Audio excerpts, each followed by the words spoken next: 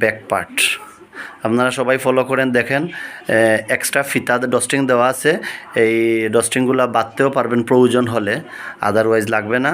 এটা হচ্ছে কাভারের back part. এখন দেখবেন আপনারা ফ্রন্ট পার্ট। এটা হচ্ছে কাভারের ফ্রন্ট পার্ট। দেখেন দুই দিকে দুইটা হাতুল আছে, এক্সট্রা হাতুল। কাভারটা হাতে নিলে বুঝতে পারবেন হাতুলের অংশটা আলাদা জয়েন দেওয়া আছে। আপনারা একটু দেখেন। এখন দেখেন কিভাবে কাভারটা সেটিং করা হচ্ছে। এই যে দেখেন কাভারটা সেট করা হচ্ছে।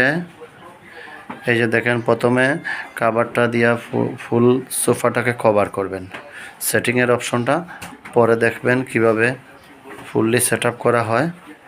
দেখেন এই যে হাতুলের অংশটা, এই যে হাতুলের অংশটা দেখেন, এই যে হাতুলের পাশে এখানে গুজে দিতে হবে। এটা পরে দেখবেন এখানে স্টিক দেওয়া হবে। আগে দেখেন কাভারগুলো সেটিং হচ্ছে। এই যে দেখেন ধীরে ধীরে কাভারটা সেটিং হচ্ছে। এই যে ফোমের স্টিকগুলো দেখেন, এই ফোমের স্টিকগুলো দিয়ে এখানে গুজে দিতে হবে। গুজে দিলে আর কাভারটা উঠে আসবে না, এই জন্য আসলে এই ফোমের স্টিকগুলো ব্যবহার করা হয়। দুই হাতুলের পাশে দুইটা স্টিক দিবেন এবং দুইটা সিটের পিছন সাইডে এই যে কাভারের উপরে দুইটা স্টিক দিবেন, দিয়ে এইভাবে গুজে দিবেন। এই যে দেখেন এই যে ফোমের স্টিকটা দেওয়া হয়ে গেল। এখন কাভারটা একটু আপনাদেরকে ভালোভাবে ঘুরে দেখাবো কেমন হয়েছে, আপনারা বলবেন ইনশাল্লাহ।